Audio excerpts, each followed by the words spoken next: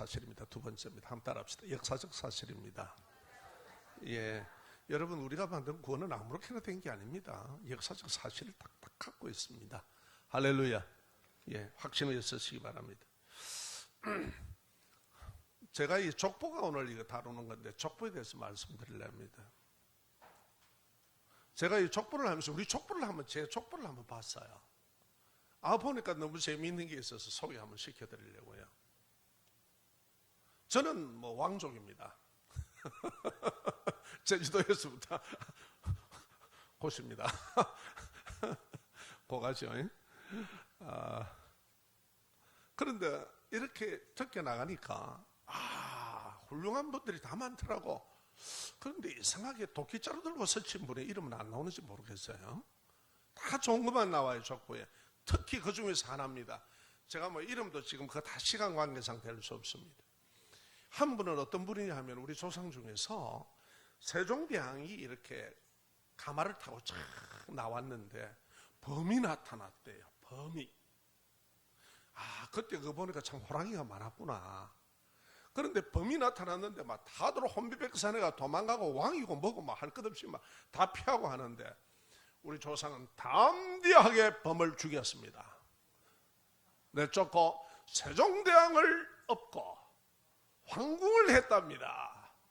저 정도, 이 정도는 나와야지, 여러분. 이 보통 세종대왕이 보통 분입니까? 예?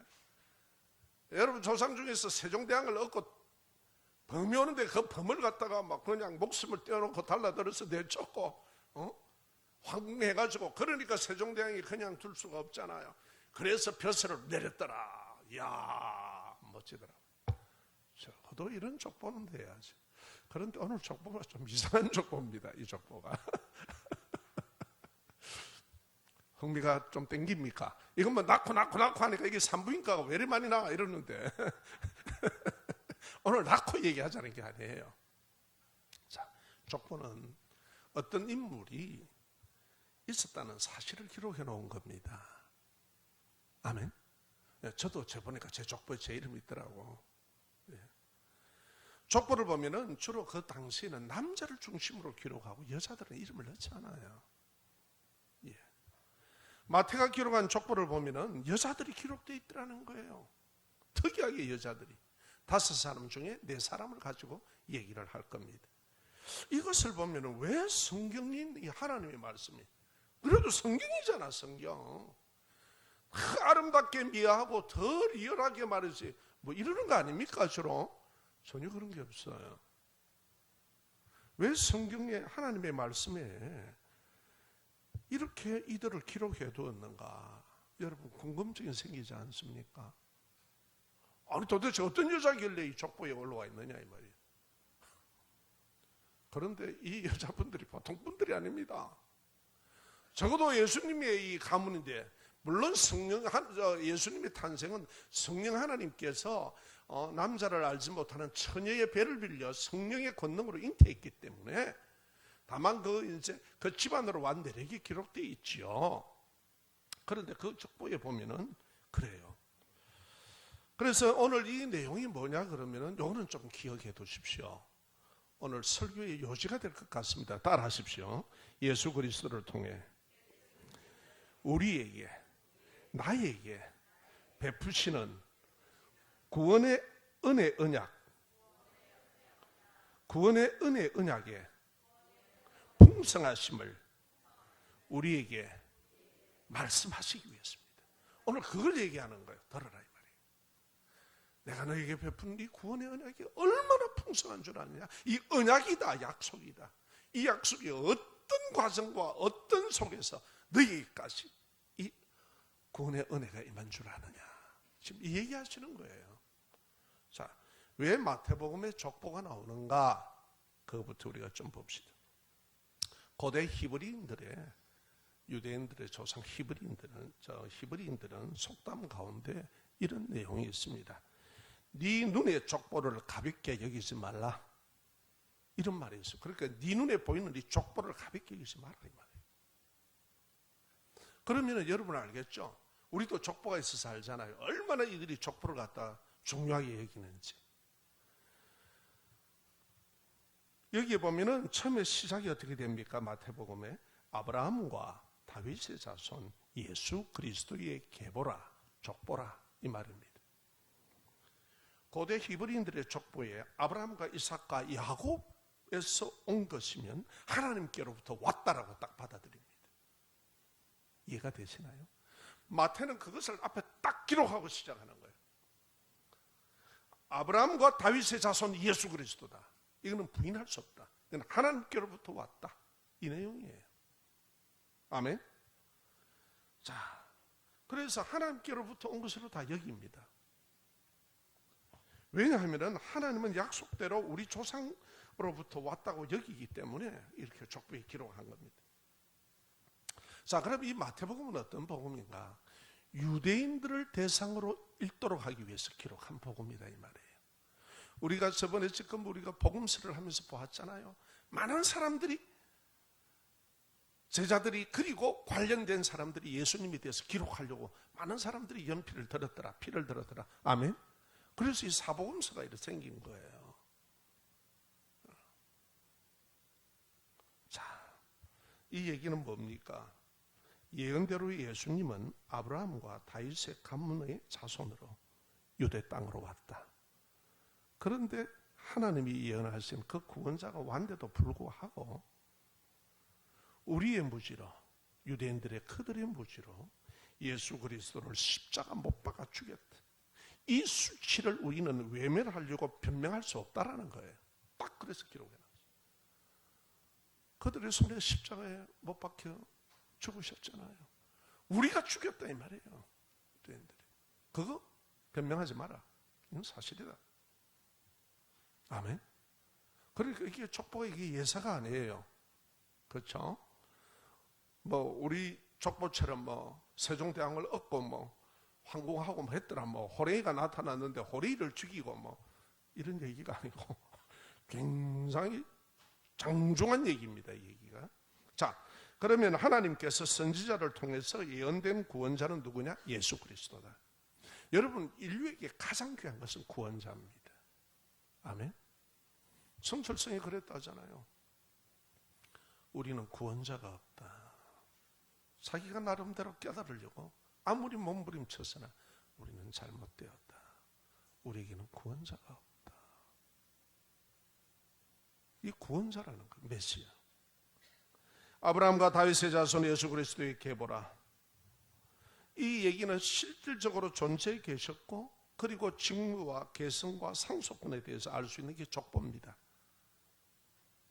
왕이 무엇을 하사하셨더라 이런 것도 나오거든요. 그렇게 알 수 있잖아요. 직분이 뭐고 계승되는 직무가 뭐고를 알 수 있는 거예요. 자, 마태복음 2장 1절에 보면은 이제 조금 나가겠습니다. 제가 얘기를 드릴게요. 마태복음 2장 1절에 보면 동방에서 별을 연구하는 박사들이 별을 보고 유대 땅 베들레헴까지 쫓아옵니다. 그 별을 따라서 쫙 옵니다. 그래서 2절에 보면은 이런 내용이 나와요. 예루살렘에 지금 외국인들이 와서 여기 지금 왕이 태어날 별이 여기 왔다. 어디냐? 우리 좀 가르쳐달라. 이러니까 여러분 어떻게 됐느냐? 성경에 보면 소동이 일어났더라 그래. 와글와글한 거예요. 예루살렘 성 안이 지금 쉬운 말로 경상도 말로 뒤비지는 거예요.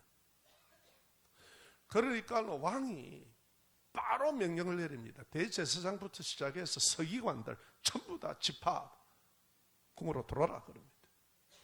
그러고 나서 묻습니다. 호출을 해놓고, 야, 왕으로 오시는 이가 있다고 이 학자들이 얘기한다. 이 근거가 어디 있어? 그러니까 서기관들이 성경을 늘 알잖아요. 근거를 쫙 찾습니다.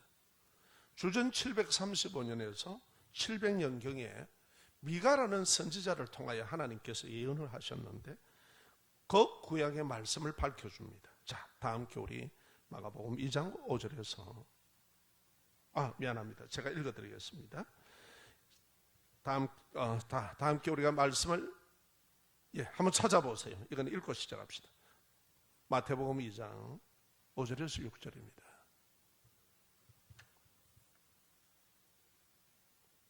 시작. 이르되 유대 베들레헴이 오니 이는 선지자로 이렇게 기록된 바, 또 유대 땅 베들레헴아 너는 유대 고을 중에 가장 작지 아니하도다. 네게서 한 다스리는 자가 나와서 내 백성 이스라엘의 목자가 되리라 하였음이니라. 아멘.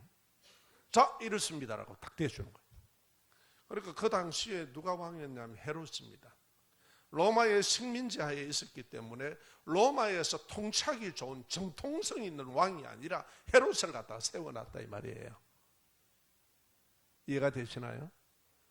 자, 그러니까 이 사실을 헤롯 왕이 딱 확인을 하자. 헤롯은요, 표시도 안 내고 자기 마음에 딱 의지를 품습니다. 악한 마음을. 죽여야 되겠다. 살해해야 되겠다. 그러면서 그들에게 얘기를 합니다. 동방박사들에게. 당신이 가서 찾으면 말이야, 나도 경배하러 가야 되잖아. 내가 경배할 수 있도록 좀 도와달라. 찾으면 연락해달라 그래요. 그러고 나서 예수 그리스도, 마국간에서 태어난 예수 그리스도를 만나고 그들이 황금과 몰약과 무덤을 드리고 경배를 하고, 그리고 헤로데에게로 오지 않습니다. 하나님의 은혜 가운데서 그들은 다른 길로 도피를 해버립니다. 그 계획을 알게 되고. 그러니까 헤롯이 어떻게 했습니까? 쏘갔다 이래 되잖아요. 그러니까 완전히 열뻗었는 거예요. 헤롯이 쏘갔구나. 그러면서 부하들에게 명령을 쫙 내립니다. 지금부터 시작해서, 그때 당시에 예루살렘의 인구가 약 2,000명이었는데 거기에서 유아들을 찾아냈는데 2살 이하로는 다 죽이라고 그랬어요. 여러분 2살 이하 같으면 어때요? 그냥 한 손으로 잡아서 발가락을 딱 잡아서 그냥 벽에다가 툭 쳐요. 그렇게 돼 있어요. 치면은 다 깨져버리는 거예요. 다 살해하는 거예요. 그러니까 남녀 반 가르면 1,000명 아닙니까? 거기서 노인 가르고 다 가르면 임신부가 얼마나 나오겠습니까? 그러니까 다 디벼가지고 20명을 찾았는 거예요. 어린 아이들을 갖다 2살 이하로 다 죽여버립니다. 잔인한 일이 벌어지죠. 그러나 하나님의 인도로 예수님은 피신을 하시지요. 자, 여러분 또 하나 보겠습니다. 잘 들으십시오. 요한복음 19장에 보면은 예수님께서 십자가에 못 박히실 때에 빌라도는 어떻게 하든지 풀려고, 이거는 로마법으로는 죽일 수 없는 거예요. 사형을 못하는 겁니다. 그래서 불법에 죽었다고 그러는 거예요. 로마법으로는 종교적인 것을 갖다가 사형을 못해요. 그런데 유대인들이 죽일 수가, 저것 스스로가 죽일 수가 없으니까 어떻게 하든지 로마도 저의 힘을 빌려, 군인들의 힘을 빌려서 죽여야 되니까 막 온 선동을 다 하는 거야. 그래서 난리가 납니다. 막 성태가 움직이더라는 거예요. 얼마나 과음을 지고 쿵쿵대는지. 그 수많은 사람들이. 그때 빌라도가 십자가 명패 위에 이렇게 기록을 합니다. 나사렛 유대인의 왕, 이렇게 딱 썩어 놔요. 그러니까 그거를 본 대제사장들하고는 또 항의를 하는 거야. 아니다, 이거 지워라, 다른 걸로 적어라. 어떻게 자칭 유대인의 왕이라 그랬다. 그러나 빌라도는 그 말을 무시해버립니다. 역사 속에서 너희의 왕으로 온 것, 너희가 스스로 못 박아 죽였다는 거예요. 예수님께서 아무 대답 안 했으다가 너희가 이 왕이냐? 그렇다. 딱 그러세요. 그래가지고 그대로 나사렛 예수, 유대인의 왕, 딱 기록되어 있는 거예요. 유대인 너희가 죽였단 말이에요. 자, 이제 그러면 의미가 좀 와닿을 겁니다. 자, 1절 우리 한번 봅시다. 마태복음 1장 1절. 왜 이거로 시작하는지. 시작. 아브라함과 다윗의 자손 예수 그리스도의 계보라. 아멘. 이해가 되시죠? 부인할 수 없다. 우리가 죽였다. 역사적 인물이다. 예수 그리스도는. 자, 그래서 미리 예언된 말씀이 어디 나오냐 그러면은 요한복음 1장 11절에 이렇게 기록되어 있습니다. 우리가 요한복음 했죠. 1장 11절에 보면은 자기 땅에 오매 자기 백성이 영접하지 아니하였으니. 아멘. 결국 십자가에 죽이더라 이 말이에요. 이거를 얘기해 놓으신 거예요. 예수 그리스도는 하나님이 정하신 아브라함의 언약의 후손이고 다윗의 왕가로 오신 역사 속의 진정한 왕이다. 그러나 죄로 타락한 사람은 하나님의 구원의 은혜를 외면해버리더라 이 말이에요. 외면할 게 있고요, 외면하지 말아야 될 게 있잖아. 여기서 우리가 볼 수 있는 것은 무엇입니까? 바로 우리 자신들이에요. 외면하지 말아야 할 것을 외면하는 사람들은 있더라는 거야. 외면할 것을 외면해야지. 철저히 현실의 욕심과 자기 생각으로 하나님의 진리를 외면하고 구원의 은혜라 그래도요, 그렇게 교회 나오러 가면 어디면 떡이 생기라 이랍니다. 떡이 아니라 생명이 생긴다. 생명이, 인생이 풀린다. 엉뚱한 소리 하지 말고. 응? 이게 인간의 무지입니다. 이게 인간의 무지. 이게 남의 말이 아니고 우리예요. 하나님의 진리, 구원의 진리를 외면해 버립니다. 너 생명 어떡할 거야? 영혼은 네가 처리할 수 없잖아. 아멘? 하나님 앞으로 가야 되는데 하나님의 구원의 은혜를 왜서 외면하고 무시하는 탐욕의 사람이 바로 우리들입니다. 예수님을 믿는다고 하면서 왕으로 오신 하나님의 아들에게 대해서 내 마음의 자리를 내어놓지 않습니다. 시간과 모든 것 하면은 주님 앞에서 하나님은 우선순위다라고 말은 듣고 하는데 실질적으로 내 현실이 오면은 하나님의 능력과 그 하나님의 역사와 그 은혜를 인정을 안 해버려. 외면해버려. 자기 현실 속으로 들어가 버려. 예수 우리 왕이라고 찬양을 하면서 내 마음의 자리를 내어놓지 않습니다. 우리에게 주신 하나님의 나라는 진리의 나라인데 신앙조차도 내 생각과 내 가치와 내 기분과 내 판단에 의지하여서 합리화하는 종교 생활을 합니다. 어떻게 그러니까 하나님의 은혜를 경험하고 하나님의 기적과 그 이적의 역사를 경험하며 삽니까? 자기 한계 속에, 틀 속에 자기 종교 생활하는 거예요.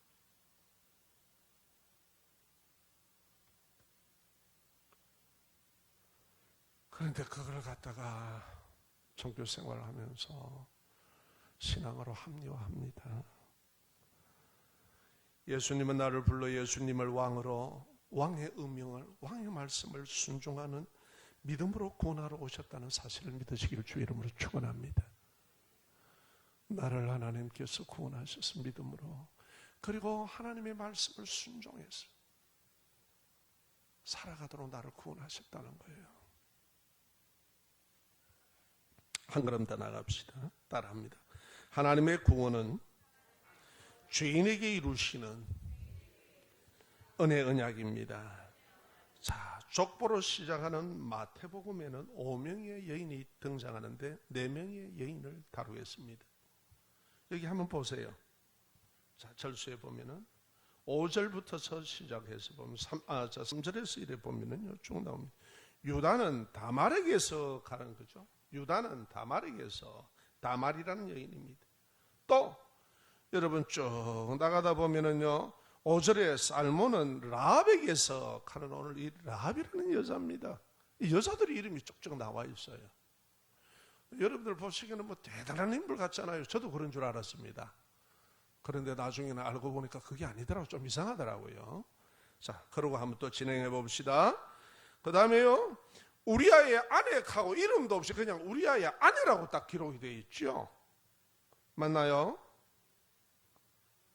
다윗은 6장에 보세요. 6절에 다윗은 우리아의 아내에 의해서, 이 우리아의 아내가 뭐야 도대체? 여자란 말이에요. 바세바라는 여인입니다. 자, 이제부터 한번 나가봅시다. 예수님의 족보에 포함이 되어 있습니다. 그리고 뒤에 마리아까지 나와 있습니다.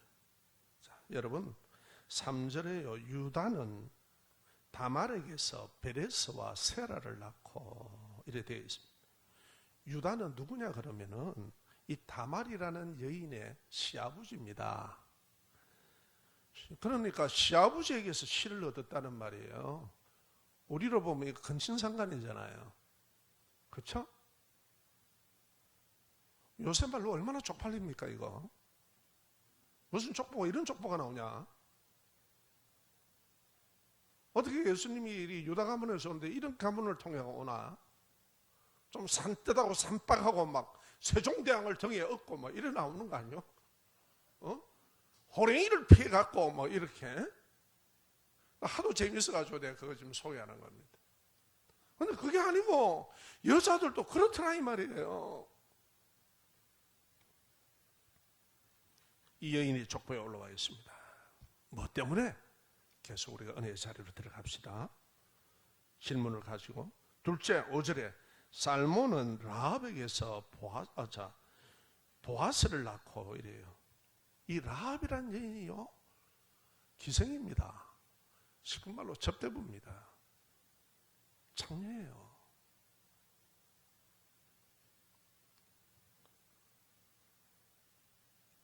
이게 그리스도의 족보에 딱 있던 거예요. 여러분 진짜 그렇죠? 이게 뭐 이래 싶으죠? 뭐 하자는 겁니까 지금 도대체? 또 세 번째로 넘어가 봅시다. 5절 하반절에 보면은 보아스는 룻에게서 오벳을 낳고 오벳은 이새를 낳고 이새는 다윗 왕을 낳으니 이 룻이라는 여인입니다. 이 여인은요 이방 여인입니다.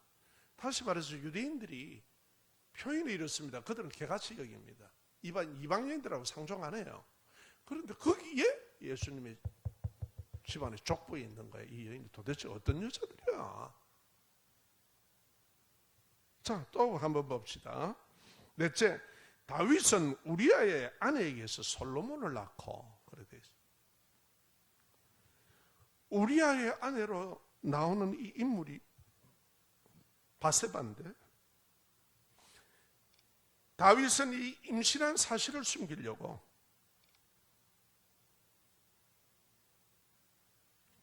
충신 우리아를 전쟁터 화살바지로 내보내봅니다.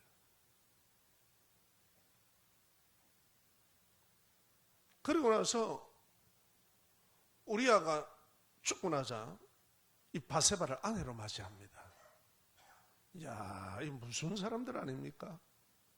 아니 남녀가 서로 정부를 통한 게 아니고 살인까지 하는 거예요.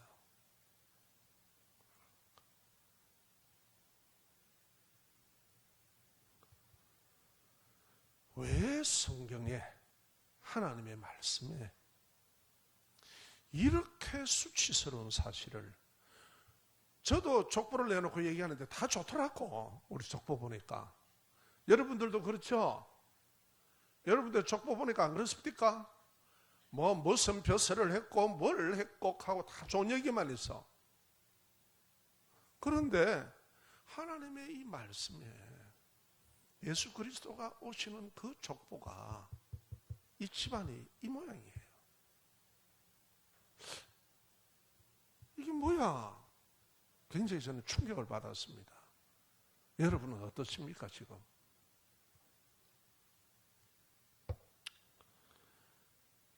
왜 이렇게 수치를 적나라하게 보여주시죠? 뭐 때문입니까? 하나님의 구원의 은혜는 죄인 속에 역사하신다는 거예요. 할렐루야. 거룩하신 하나님께서 죄로 타락한 수치스러운 이 인생에 들어오신다는 거예요. 우리 마음에 들어오신다는 거예요. 어떤 아픔과 인생의 수치가 있더라도 그 속으로 들어오신다는 거예요. 거기서 구원의 은혜를 이루시겠다는 거예요. 할렐루야. 여러분 우리의 상처와 아픔과 우리 집안의 어떤 것도 염려하지 마시기를 부탁합니다.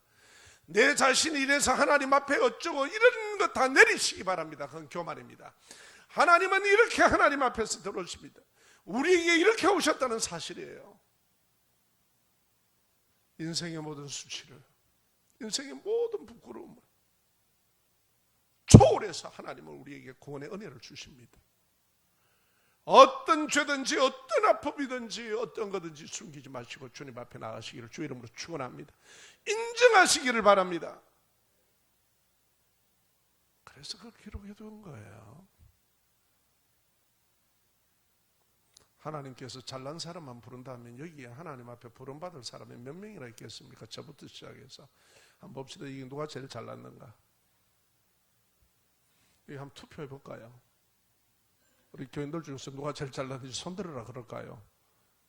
예배가 은혜스럽게 진행되길 바랍니다. 이런 인생이가 임하셨다는 거예요. 왜 이렇게 부끄러운 족보를 온 인류에게 보여주시는가? 역사 속에서. 유다 집안의 다말은 기구한 여인입니다. 자, 다말부터 조금 더 우리가 들어가겠습니다. 이 유다 집안의 다말이라는 여인이 시집을 왔는데 장남의 이름이 엘입니다. 그런데 이 첫 번째 남편이 유약해서 죽습니다.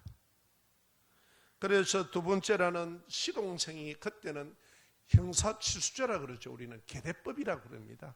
대를 이어야 되기 때문에 시동생의 시를 받는 거예요. 그래서 시동생의 시를 받으려니까 이 시동생이요, 피임을 갖다가 하는데 어떤 피임을 합니까? 요새는 피임제가 없으니까. 그러니까 그냥 설정을 해버립니다. 땅에다가. 악하다고 하나님께서. 그래서 둘째를 죽여버립니다. 자, 셋째 애가 있습니다. 이 애를 갖다가 죽으려니까 유다가 보니까, 시아버지가 보니까 이게 무서운 거야. 이러다가 완전히 대가 끊기겠는 거예요. 그래서 다말에게 얘기합니다. 며느리에게, 다말아, 너 친정집에 가 있거라. 이 애가 셋째가 성장하면은 내가 너를 갖다가 우리 집에 며느리로 다시 씨를 잇게 하고 대를 잇게 할게. 그런데 하루 이틀 사흘 나흘 1년 2년 3년 4년 가는데 애는 성장이 분명히 됐는데 안 부르는 거예요. 그래서 이 다말이 하루는요, 창녀처럼 다 위장을 하고, 양털 깎기 할 때는 참, 왜 우리가 주민들이 그 추수할 때는 다 밭에 모이듯이 오잖아요. 그래가지고 위장을 해 있으니까 이 유다가 거기에 또 꽃이 낀 거예요. 그러니까 먼저 내가 당신이 내게 뭐 내놓을 것이라 하니까 뭐 없는가 봐. 그러니까 요구를 합니다. 자기가 가지고 있는 소지품들입니다. 그래서 그 소지품을 갖다가 받아듭니다. 인장을 내놔라. 인장 받고 줄 받고 지팡이를 담보로 딱 받아두었습니다. 임신이 되었습니다. 이 소식이 시가에 들립니까 안 들립니까? 들어간다 이 말이야. 이라는 게 있어. 지금 애가 둘이나 죽었는데 이거 말 화가 나서 이거는 불에 타 죽여야 된다. 이건 화형시켜야 된다 하고 갔는데 그거를 탁 내보이는 거예요. 당신이 이렇게 계대법에 대해서 이렇게 해야 되지 않느냐? 왜 당신은 지금 애가 다 장성한데도 보내주지 않느냐? 나는 며느리로서, 그 이 집의 며느리로서 나는 씨를 갖다가 내는 생산해 내야 되기 때문에 나는 그렇게 했다. 그러자 유다가 네가 내보다 낫다. 그러고 며느리로서 그거로 그 관계가 끝이 납니다. 할렐루야. 믿음의 사람. 두 번째 또 봅니다. 라합이라는 창기입니다. 여리고라는 이 성은 난공불락의 성입니다. 그래서 정탐꾼을 보냅니다. 정탐꾼을 보내는데 이 기생이 딱 알았어요, 라합이. 그래서 그를 딱 데리고 자기 지붕에 딱 숨겨줍니다. 그러니까 이 정보망이 있을 것 아니에요. 드디어 찾아왔습니다. 경찰들이 그 집에. 야, 이런 사람들 왔잖아. 정탐꾼들이 못 봤나? 아니요. 수심이 뚝 잡아댑니다. 그리고 밤이 되어서 그 지붕을 올라옵니다. 라합이라는 이 여인이. 여호수아 2장 9절에 보면 나옵니다. 여호와께서 이 땅을 너희에게 주신 줄을 안다. 대단하죠. 이 이방 여인이 믿음 있는 여인이라. 이 땅 하나님이 너희들에게 줬어. 나 이거 믿어. 세상의 적국인데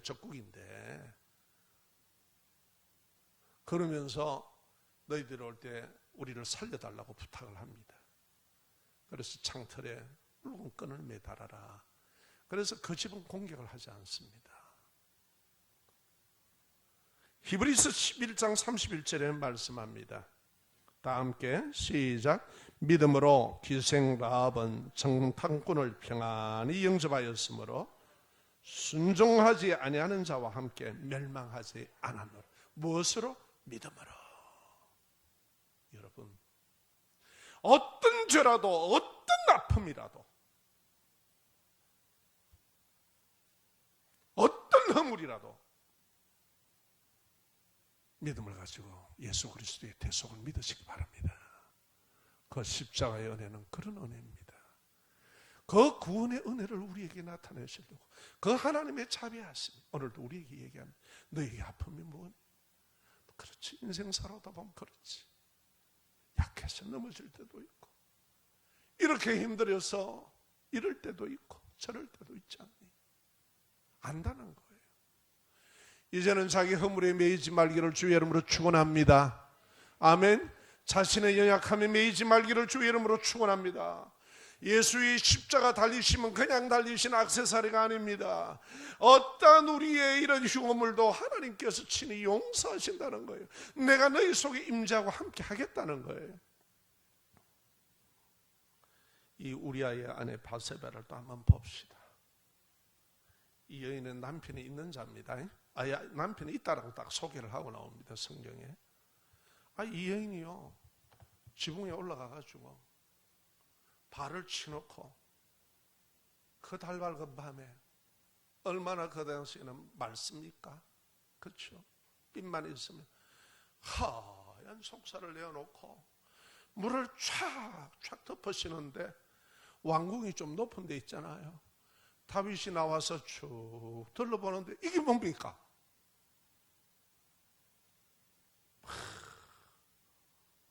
거기에 안 넘어가는 사내가 몇 명이나 있겠습니까?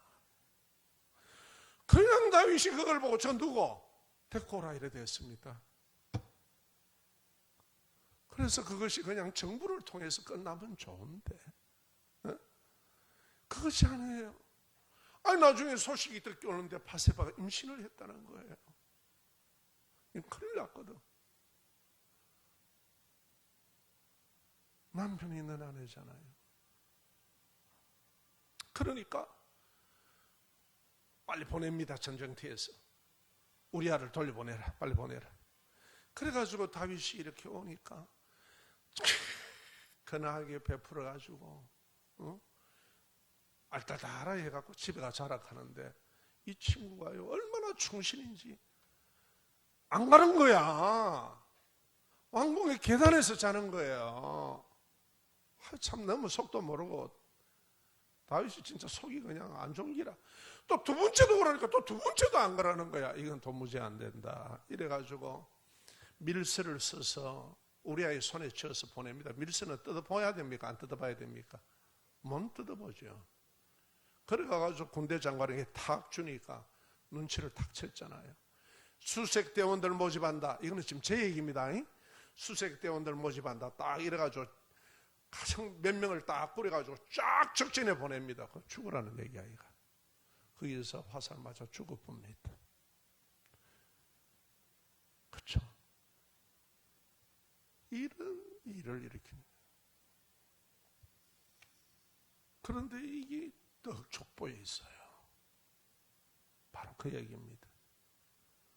하나님이 어떤 죄라도 어떤 허물이라도 용서하신다. 할렐루야. 늘 우리의 죄책에 매이지 말기를 주의 이름으로 축원합니다. 우리가 연약해서 실수할 수는 있습니다.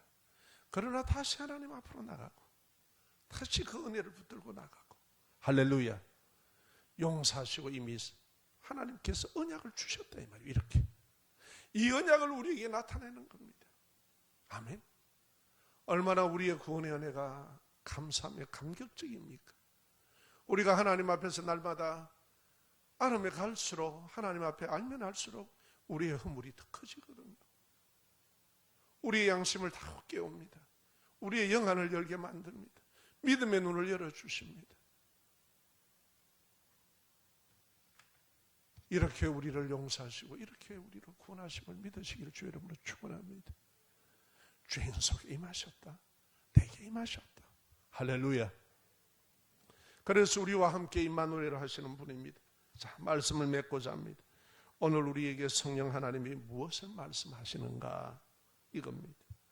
하나님의 구원은 죄로 타락한 사람이 어떤 허물에도 불구하고 이루시는 신실하신 하나님에 따라합시다. 일방적인 은혜 언약입니다. 이거를 믿게 하시기 위해서입니다. 이 믿음을 하나님은 어렵다 그럽니다. 아멘.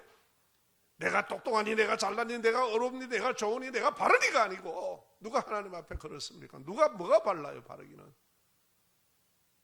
오직 하나님만이 어려우십니다. 오직 하나님만이 어려운 분이십니다. 할렐루야. 두 번째, 하나님의 구원은 어떤 죄 가운데 있을지라도 예수 그리스도의 대속의 은혜를 믿고 회개하는 자를 죄를 용서하심을 나타내시기 위해서입니다. 아멘. 하나님 앞에 하나님 이제는 그러지 않으려고 하게 해주십시오 하고 우리가 나가는 거예요. 썰어져도 또다시 나가면 그것이 점차 우리에게 능력이 되고 우리의 이러한 죄책과 우리의 연약함을 물리치게 하시면서 하나님께서 우리를 세우신다 이 말이에요. 아멘. 우리를 죄에서부터 자유하기 위해서 하시는 거예요. 그리스도 예수를 믿는 믿음은 나를 변화시키고 하나님의 사람으로 영광스럽게 사용하신다는 것을 이 족보 앞에서 딱 보여주는 거예요. 이러한 인생일지라도 하나님 앞에 나오면 하나님이 변화시키고 하나님이 그를 이렇게 쓰시겠다는 거예요. 구원 역사를 이루는 도구로 쓰시겠다는 겁니다. 할렐루야. 이 자비하신 하나님의 오늘 음성을 그대로 믿음으로 받아들이고 나의 연약함과 나의 아픔에 매이지 마시기를 주의 이름으로 축원합니다. 자유하시기를 주의 이름으로 축원합니다.